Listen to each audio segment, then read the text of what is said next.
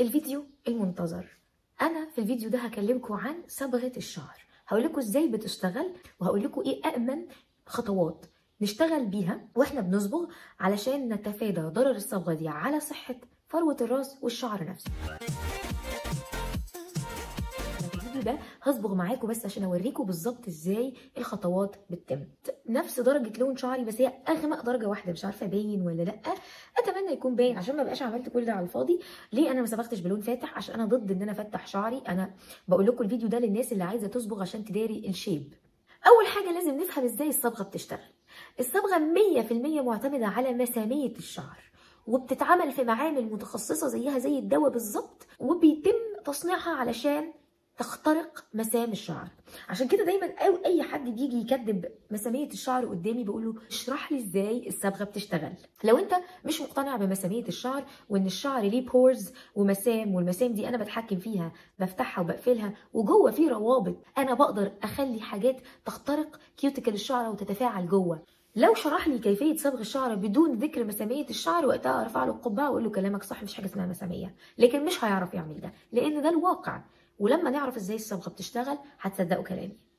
اي حد بيصنع الصبغه في اي معمل بيتم تصنيعها حسب كرايتيريا معينه، اهمهم ان الصبغه لازم تكون البي اتش بتاعها يرتفع عن 9-10، بيوصل ل 11 كمان، وده بي اتش عالي جدا جدا جدا جدا، علشان كده بيسبب حروق كيميائيه لفروه الراس. في حالتين بيتفتح فيهم البورز او مسام الشعر: عند الحراره المرتفعه بشكل غير مفاجئ لفترة طويلة زي المية السخنة وزي السشوار، لكن المكوى لما بتعدي مرة أو مرتين بشكل سريع مش بالضرورة إنها تفتح مسام الشعر.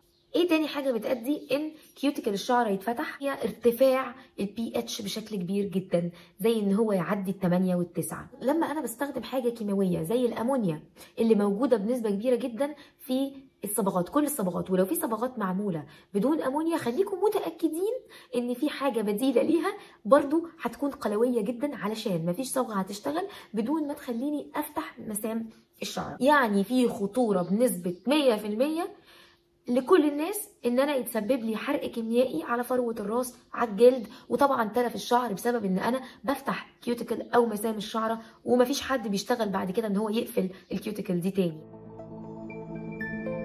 الصبغه بيبقى فيها ماده عشان تفتح لي كيوتيكل الشعره، بتبقى قلويه جدا، وبعد كده اللون بيخش جوه الشعره يتفاعل مع البروتين ويستقر، فبالتالي الشعره لونها بيتغير. ده كل اللي بيحصل باختصار. يلا بقى ناخد الخطوات بالظبط اللي احنا هنشتغل عليها. اول حاجه الصبغه لازم تفهموا انها بتشتغل على شعر ناشف. لو الصبغه اشتغلت على شعر مبلول اعرفوا ان هي بدل ما تعمل تلف بنسبه 50% هتعمل تلف بنسبة 150%. بلاش صبغة على شعر مبلول. الشعر يكون نظيف، يعني لسه مغسول امبارح وناشف بنسبة 100%، وقتها اقدر ان انا استخدم الصبغة بامان. تاني حاجة لازم احط بارير او حاجز ما بين فروة الراس والاذن والقفا وما بين الصبغة دي، وبعد كده هتسبب لي تفاعل مناعي بسهولة جدا وتساقط للشعر بشكل عنيف قوي. فبالتالي انسب بارير او انسب حاجز يتحط ما بين فروة الراس والشعر وقت الصبغة علشان ما يتفاعلش مع الصبغة نفسها ويسبب اضرار اكتر هو البتروليوم جلي.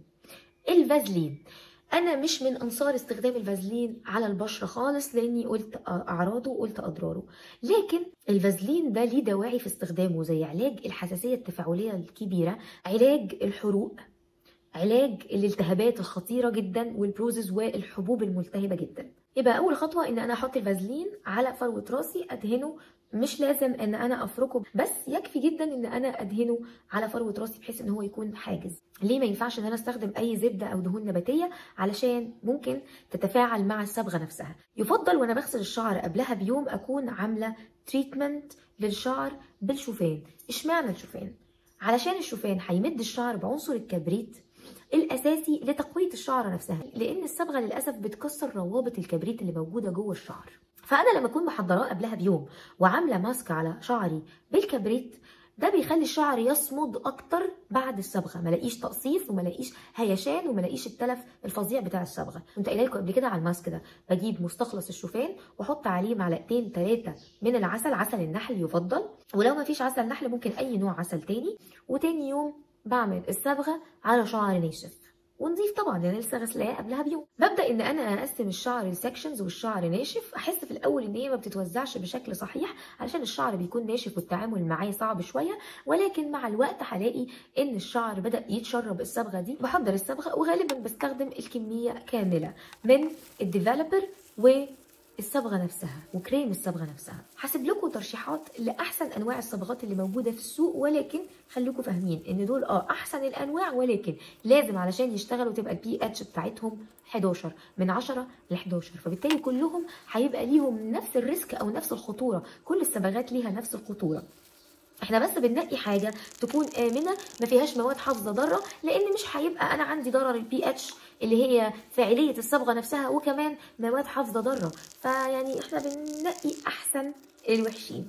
بسيب الصبغه 30 دقيقه بالظبط. بعد كده هنبدا في البوست تريتمنت بعد الصبغه. بعد ما اغسل الشعر بالشامبو بحط على فروه الراس كلامايل. الكلامايل ده هو لوشن عباره عن زنك وحديد موجودين في لوشن طبي. بيمنع ايه؟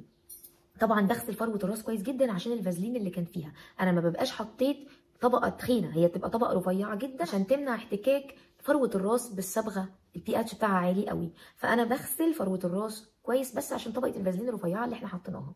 وبعد كده بحط على فروه راسي كلامايل. الكلامايل ده اللي كنا قلنا عليه في فيديو الالم بتاع فروه الراس، هو مضاد للالتهاب وبيعالج فروه الراس، هيقلل الفروه الدهنيه ويقلل اي التهابات او اي حاجه مضره ممكن تكون حصلت لفروه الراس. بسيبه على شعري 15 دقيقه وبعد كده بغسل فروه راسي. بعد كده لازم ولا بد بعد الصبغه حمام كريم وفيه بروتين. ايه بقى حمامات الكريم اللي فيها بروتين او ماسكات الشعر اللي فيها بروتين؟ هحط لكم هنا بعض الصور للكريمات اللي فيها بروتين، واستنوا الفيديو بيتكلم فيه اكتر عن امتى الشعر بيحتاج ماسكات البروتين وايه احسن انواع ماسكات البروتين اللي موجوده في السوق. ده بعد ربع ساعه بشطف الكلامايل ده بميه فقط، هو هينزل عادي جدا هيكون نشف، وبعد كده يتشطف بميه فقط وخلاص. لو قدرنا نغسل فروه الراس كده سريعا بكميه شامبو صغيره يكون احسن جدا. بحط ربع ساعه كريم فيه البروتين ده على شعري واسيب الشعر يتغذى كويس قوي من الكريم ده، وبعد كده بعد ربع ساعه بشطفه بميه كويس جدا. بعد بقى ما بشطف شعري من الكريم ده بستخدم بلسم. لازم طالما استخدمت شامبو وطالما عامله صبغه وطالما حصل كل الستبس دي لازم استخدم بلسم. يفضل بقى خلاص انا استخدمت كريم فيه بروتين، يفضل بقى ان انا استخدم نوع بلسم ما فيهوش بروتين. ارجعوا كده الفيديوهات المنتجات اللي اتكلمنا فيها هتشوفوا جميع الانواع معروضه لحاجات ما فيهاش بروتين. ونيجي بقى لاهم خطوه في كل الحاجات دي، الخطوه المتممه. لازم اشطف شعري بخل تفاح او خل ابيض في اخر خالص علشان اعادل نسبه الحموضه بتاعت فروه الراس والشعر، لان هو اتعرض لنسبه قلويه عاليه جدا زي ما قلت لكم وصلت ل 11.